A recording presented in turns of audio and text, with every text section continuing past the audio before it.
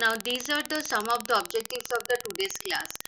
First of all, we will do some problems based on rate constant of the BOD reaction. Second objective of our class is you can define the hardness of water. The third one is you can classify the hardness of water. And the fourth one is after this class you can know the process of removal of hardness of water. Generally we have two types of hardness that we will discuss in detail. So these are all our objectives of today's class. Next, this is the recapitulation of previous class. In our previous class, these are the things, these are the topics that we have covered. Like we have calculated the BOD problems of a given water sample. We have solved some of the numericals. We have also derived the rate constant of the BOD reaction, which is very important. Very frequently, you can have this type of question discuss about the derivation of rate constant of the BOD reaction, or how can you derive the rate constant of the BOD reaction. These are the some of the very common questions that you can have in your exams. And lastly, we have solved some of the problems which is based on the BOD reactions.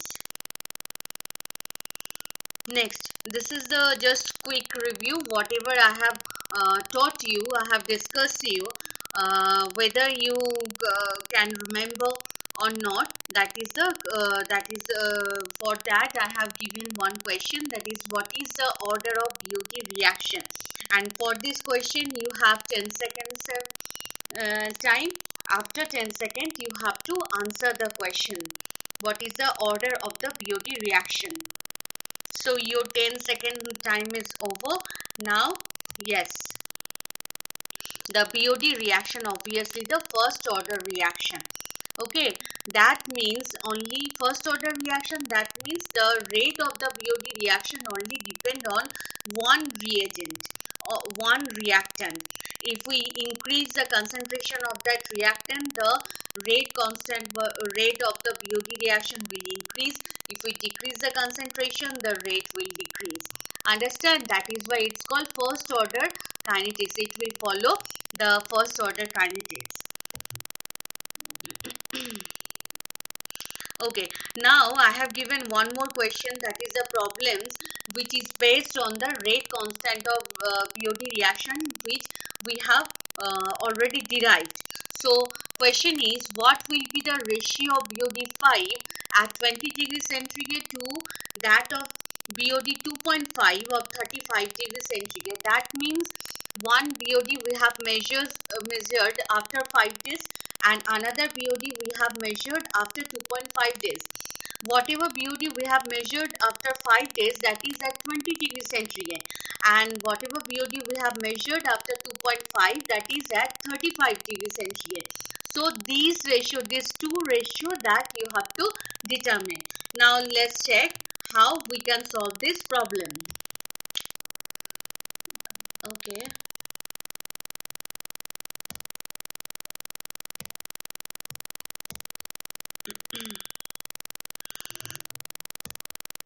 Yes, so these are the data already you know, or formulas already you know. That is BOD at time t, that is equals to C0 into 1 minus e to the power minus kt, where BOD at time t, that is at time t whatever BOD we have. C0 is the initial concentration of the dissolved oxygen, or the total dissolved oxygen required for the complete reaction, that is C0. K equals to K. What is K? K is the rate constant of the BOD reaction, and T is the time. Generally time can be 5 days, time can be 2.5 days. That is according to the question that you have to put.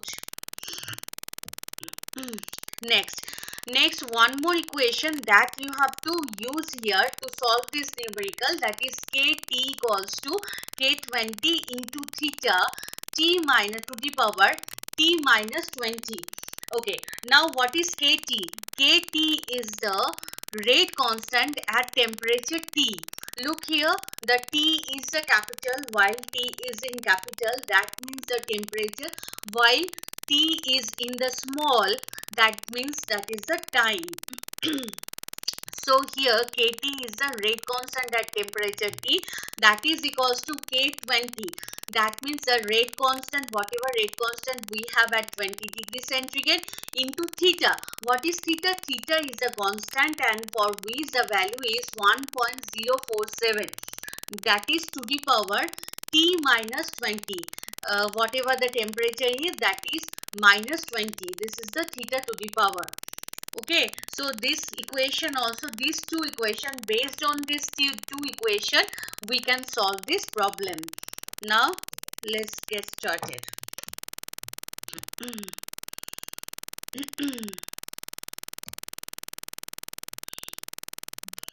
So KT equals to K20 theta to the power T minus 20, that we have seen already. Now here KT, that is equals to 35 degrees centigrade. So K35, that is equals to K20, that means 20 degrees centigrade into 1 minus 0.47. Why? Because here theta, the value of the theta is 1.047. That is why here we have taken the value of theta, that is 1.047 to the power 15. Why 15? Because T is your 35 and 20. The 35 minus 20, that should be 15. So what will be the next? Yeah, now this will be the next. So 1.047 to the power 15 approximately 2. That means K35, that is equals to 2 into K20. Thus we have converted this K35 in terms of K20, which is required for solving the problem. Okay, now hence BOD 2.5. Okay, BOD 2.5, look here, BOD 2.5 we have measured at 35 degrees centigrade. So BOD 2. So using this equation we can write down BOD 2.5 equals to C0 into 1 minus e to the power minus K into T. So K into T, K35, you already we have derived that K35 equals to 2 into K20. So instead of K35 we have written here 2 into K20 into 2.5. Our T is your time, that is our 2.5. Understand? So BOD 2.5 equals to C0 into 1 minus e to the power minus 2 into K20. 2 into K20, why? Because instead of K35 already we have derived that K35 equals to 2 into K20. So we have written here 2 into K20 into 2.5. Okay, so next that means that is equals to C0 1 minus e to the power minus 5 into K20. So that means this is equals to that means the ratio will be 1. The same value, look here, C0 into 1 minus e to the power minus 5 into K20. This looks like BOD 5. So that's why BOD 5 divided by BOD 2.5. The same ratio we have, that is 1:1. So this is the answer. Understand? So if you have this type of question like this, you have to first identify which equations you have to use for solving the problem. After that you can solve the problem very easily. The problems are very scoring, so if you practice the problem very well, you can do it very you can do it properly, and you can get the full marks also. Okay, very easy questions, very easy numericals. Only you have to identify which equations, what are the equations that we will use for solving the problem, that we have to identify first.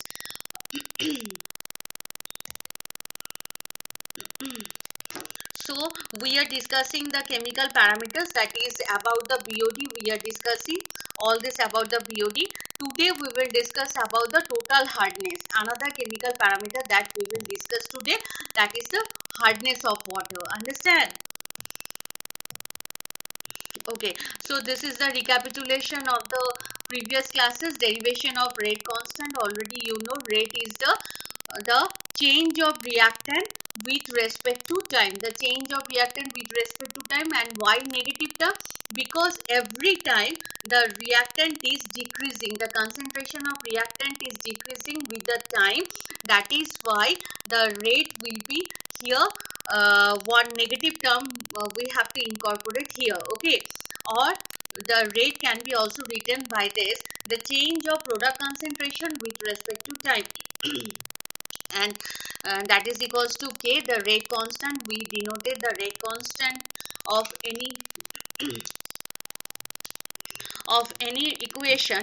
We denoted the rate constant of any equation with the K. So this is our rate equation.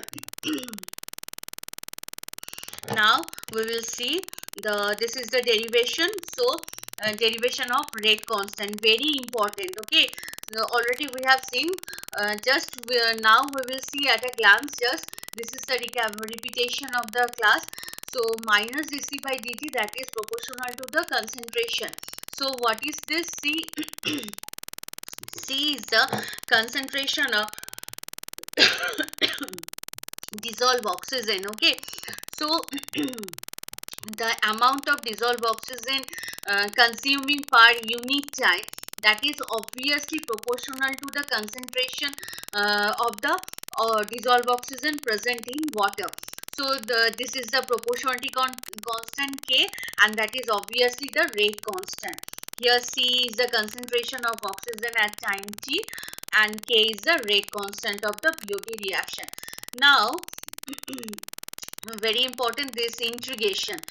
Now we will integrate this thing, that is integration of minus dc by c, that is equals to K integration dt. So this will be the next step. That means minus dc by c, integration of minus dc by c, that is minus ln c, that is equals to kt plus z. Z equals to your integration constant. Now we have to find out what is the z value by putting this at initially time equals to 0. That means initially the concentration is C0. So if we put all these things here, then we can easily get the value of z, and which is minus ln C0. Yes, of course. Okay, so minus ln C0, that is the z value. Now if we put the value of z here, that means minus C0, this equation will become like this: minus ln C, that is equals to Kt minus ln C0. So ln C0 by C, that is equals to Kt. So C equals to C0 into, if we remove this ln, then we have to one e term, exponential term will come, that is e to the power minus Kt. So next, if we do C0 minus C, that is equals to C0 into 1 minus e to the power minus Kt. That means in both sides we have taken the C0 minus, and then C0, that is the initial concentration, and C, the concentration of dissolved oxygen at time t. So C0 minus C we can write down as the BOD at time t, that is equals to C0 1 minus e to the power minus Kt. This derivation is very important because you can have this type of question: prove that BOD at time t, that is equals to C0 into 1 minus e to the power minus Kt. Okay, very important. So that's why I am just repeating once again the derivation. Understand? So you have to practice this derivation very well. Okay, next come to the next topic, that is the hardness of water. Very important. Okay, so already, and also you have done the hardness related practical in your chemistry lab also. So what is hardness? How we can define? Actually, hardness is the soap consuming capacity. Soap consuming capacity of the water is generally defined as the hardness of water. Now, hardness, why the water is showing hardness? Why? What are the responsible compounds? that is causing the hardness of water. Okay. So hardness of water is due to generally presence of bicarbonates and chlorides and sulfates and carbonates of calcium and magnesium. Generally calcium, magnesium, bicarbonates, chlorides, sulfates, carbonates are responsible compounds for the hard nature of the water. Now what will happen, what are the difference between soft water and hard water? Soft water generally produce lather with the soap. Why? Because this is the soap, sodium stearate. Okay, with the help soap with the water, generally it will produce the stearic acid and the lather will form. Understand? The lather will form in presence of stearic acid, in presence of soft water. Now if we use the hard water, what will happen? Hard water, that means in our water we have calcium, magnesium salts like chloride, sulfates, it may be carbonates, it may be bicarbonates. Okay, so what will happen, then soap will react with this salt and it will form this type of insoluble scum, calcium, magnesium stearate. Okay, this type of insoluble scum, insoluble scales, they will form. So that is why leather will not form with the hard water. These are the differences between soft water and hard water. Now we will see what are the disadvantages of hardness of water. If we use the hard water, what will happen? In domestic purpose, if we use the hard water, in washing purpose, if we use the hard water, what will happen? The soap consuming capacity is very with the hard water, the soap cannot form the leather, so that is why the washing will not be properly will be done. So that is why for washing purpose we cannot use the hard water. For bathing purpose also we cannot use the hard water. For cooking purpose, if we use cooking purpose, like what will happen, for cooking purpose we are using heat, right?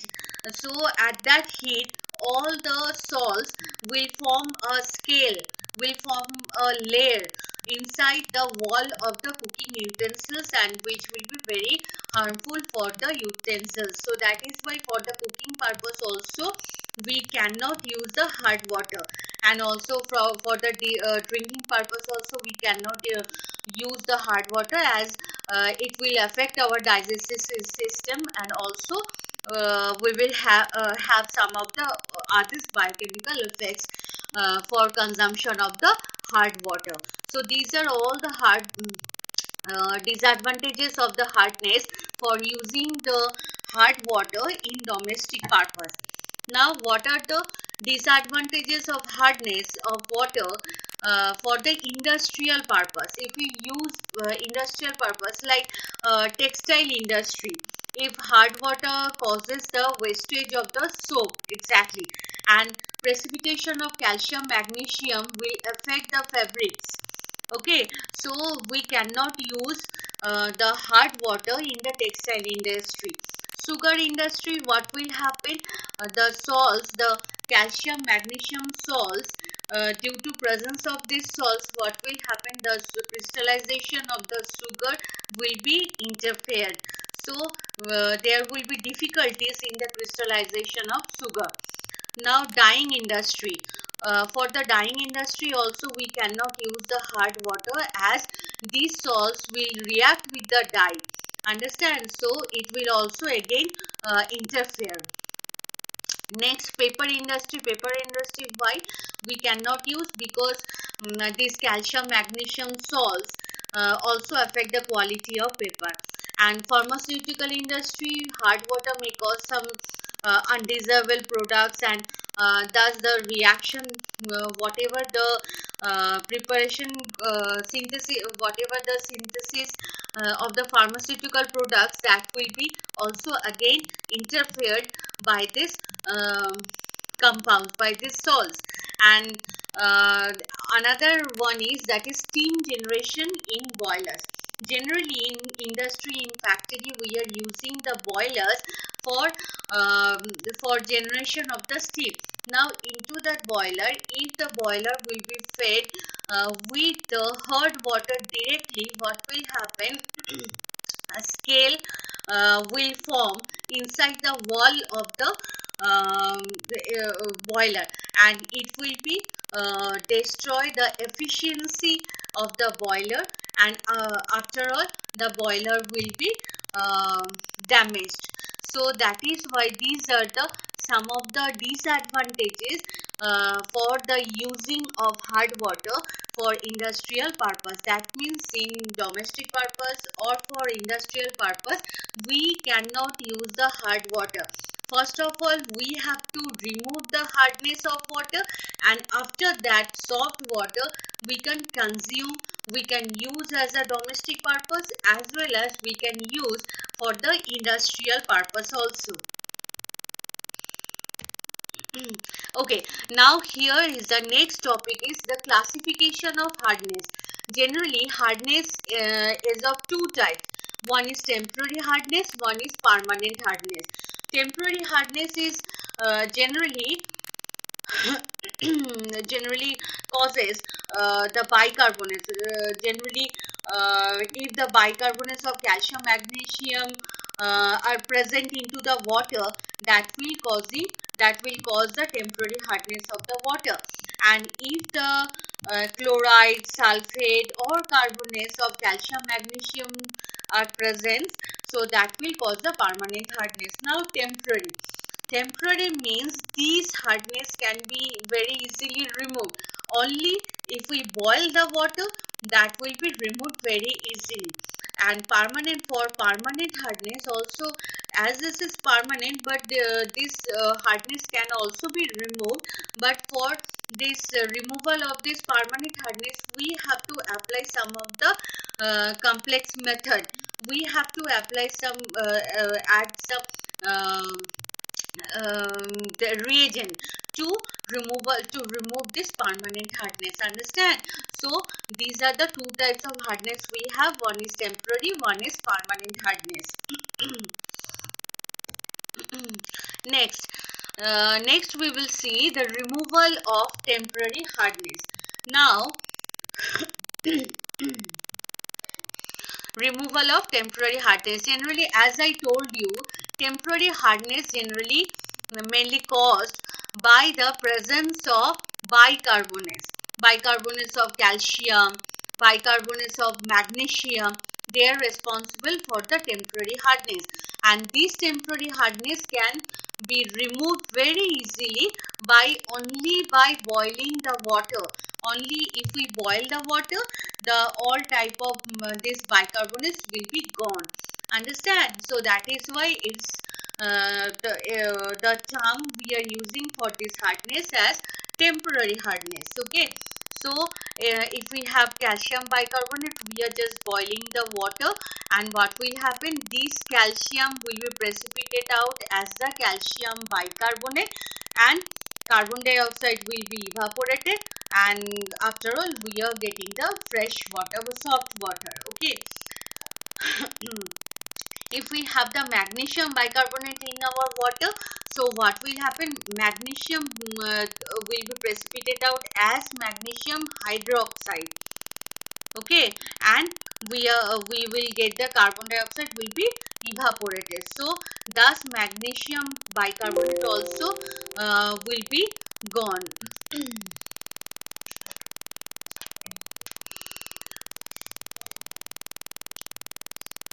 Okay, so by boiling, you can see, just by boiling the water, very easy process, just by boiling the water we can remove calcium bicarbonate and magnesium bicarbonate. Calcium bicarbonate as calcium carbonate will be precipitated out, and carbon dioxide will be evaporated, and for magnesium bicarbonate, magnesium hydroxide will be evaporated, and carbon dioxide again will be magnesium hydroxide will be precipitated out, and carbon dioxide will be again evaporated.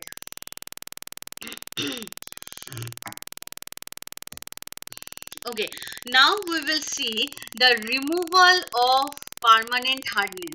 Removal of permanent hardness. Generally, there are two type of removal process. One is external process, one is internal process. In external process also there are three types of process we have. One is soda lime process, one is zeolite process, and one is ion exchange resin. And for internal process we have three, that is Calgon conditioning, phosphate conditioning, and colloidal conditioning. These are the some of the internal process and external process that we have for the removal of permanent hardness. Why permanent? Why permanent? We are using this term as for removal of this hardness, we have to apply some of the complex method. We have to use some of the chemicals. So removal of this hardness is not easy at all. That is why we are generally using this term, that is the permanent hardness. Okay, so external process. Now first of all we will discuss about the external process. So first external process is, that is soda lime process. Soda is, that is soda, that is sodium carbonate, and lime is calcium hydroxide. That means in this process we use both soda and lime. Both compounds we will use for the removal of permanent hardness. Like if we have in our water sample magnesium sulfate. So in presence of magnesium sulfate, water will show permanent hardness. Now we have to remove this magnesium sulfate. How? By using this soda lime process. So what we have to do? First of all, we have to use this soda and lime, and this is the reaction. So what is the reaction? First, magnesium sulfate will react with the lime, and this magnesium will be precipitated out as a magnesium hydroxide, and calcium sulfate will be produced. Next, this calcium sulfate again will react with the sodium carbonate, that is soda, and it will form, then that calcium will be precipitated out as the calcium carbonate, and sodium sulfate will be generated. So that means if we use soda and lime for the removal of this permanent hardness, like we have magnesium sulfate, what will happen? So magnesium will be precipitated out as the magnesium hydroxide, and calcium will be precipitated out as the calcium carbonate. Understand? So thus only in our water we have the sodium sulfate, which is soluble salt and which doesn't have any uh, problem. So that is why thus we can remove the permanent hardness by using the soda lime process. Now next process is zeolite process. Okay, zeolite is sodium aluminosilicate. Sodium aluminosilicate. Okay, so zeolite, generally what will happen, this is the structure of the zeolite. Zeolite, what will happen, this is the structure of zeolite, and we have zeolite, uh, the number of different sizes, porous sites we have. So in the zeolite, if the zeolite is like a sheet, and into the zeolite we have some of the porous sites of different size, what will happen if water will pass through this porous site? In water, if we have calcium chloride, consider the calcium chloride we have in our hard water. Okay, so calcium plus 2 will choose the perfect porous site to be stuck, and chloride Cl minus also will choose the perfect porous site to be stuck. Understand? So what will happen? So from the outlet, whatever water we are getting, that will be free from calcium and chloride. Okay, why? Because all the calciums, all the chloride will be stuck here into the porous side. Okay, Now zeolite, the different sizes, zeolite having has the different porous size, and that is the most advantageous thing. Why?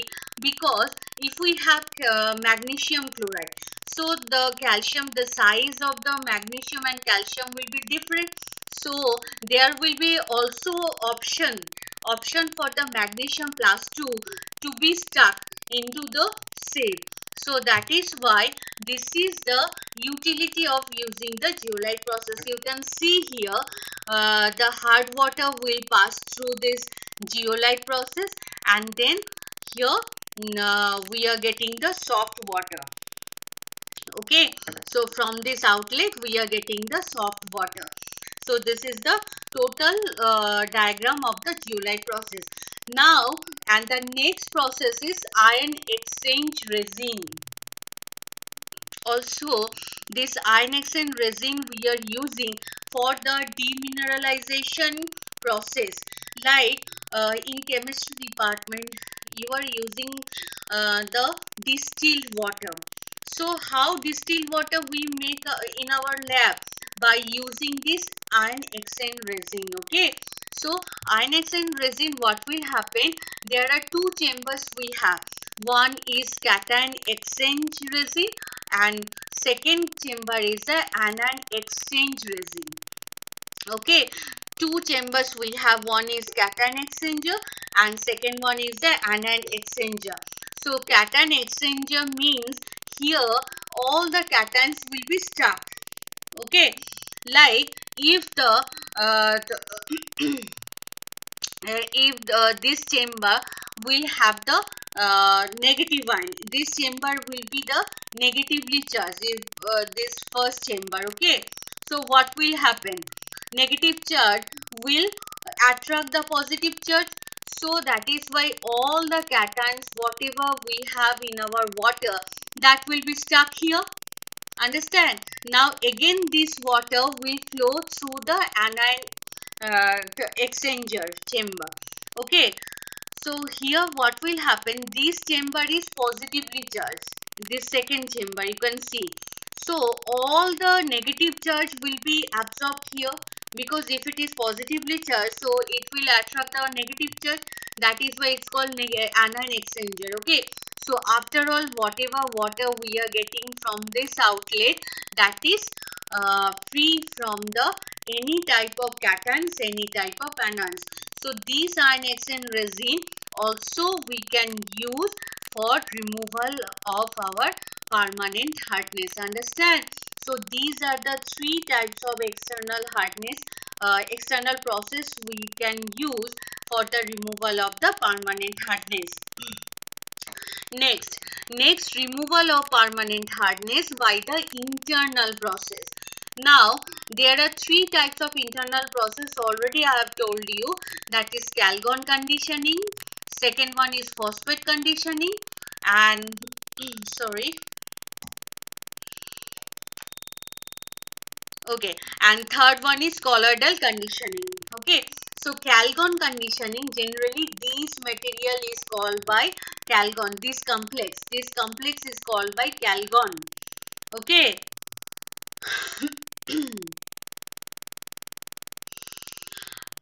sodium hexametaphosphate, so this is called Calgon. Now what will happen if our water contain calcium sulfate? What will happen? Calcium sulfate, in presence of the calcium sulfate, the water will show permanent hardness, right? So for the removal of this calcium sulfate, we use the Calgon. What will happen? Calgon will react with the calcium sulfate and it will form the calcium. The sodium will be whatever sodium we have, that sodium will be replaced by the calcium. You can see here, look, Calgon will dissolve into the sodium plus, and this is the complex anion. While this anion will react with the calcium sulfate, so this sodium will be substituted by the calcium. Okay, and that will be calcium will be precipitated out, and after all in our water we will have the sodium sulfate.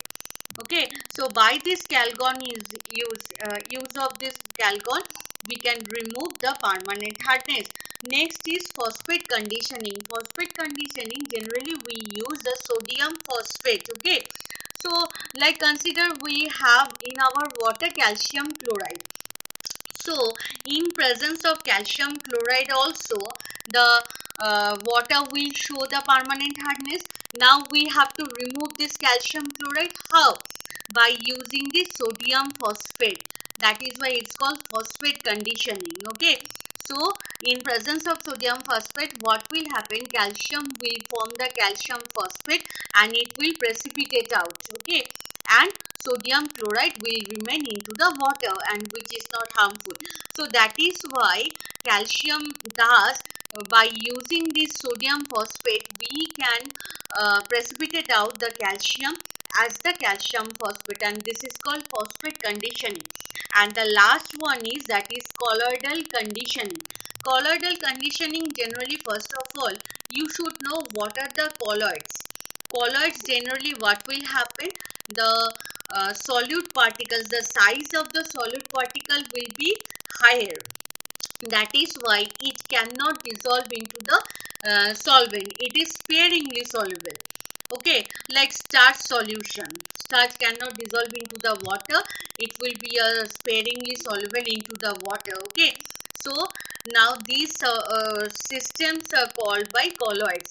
Now what will happen? Or water, oil in water will be called by the colloids. Yeah, because they are not mixing with each other. Now what will happen if we colloidal conditioning means if we use this kerosene, tannin, gel, oil like substances, if we coat these substances uh, inside the wall of the cooking utensils, inside the wall of the boiler, what will happen? Whatever scales are forming, that we can remove very easily. Okay, so that is why it's called colloidal conditioning.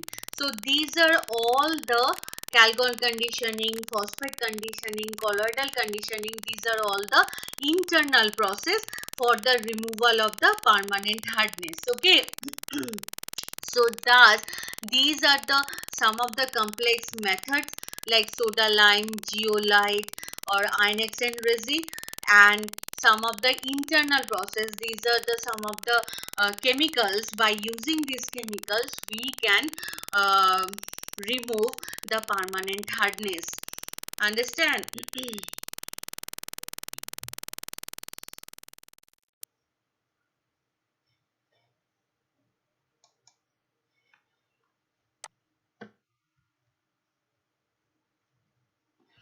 Okay. So these are the recapitulation. Whatever we have discussed so far today. First of all, we have done one problem that is based on rate constant of BOD reaction.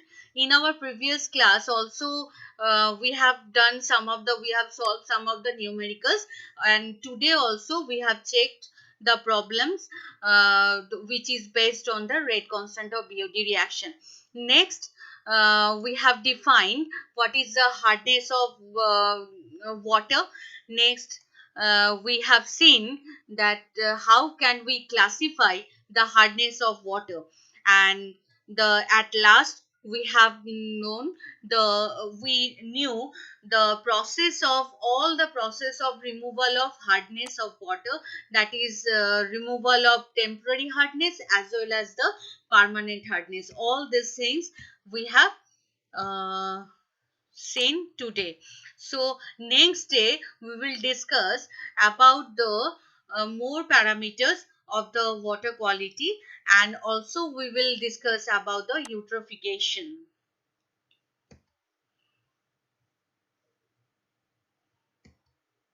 So thank you students. You have to follow my uh, video study material, all the things very well, otherwise you cannot do the assignment. Okay, so please follow the classes very properly and submit your assignment within the time. Thank you, students. Have a safe day.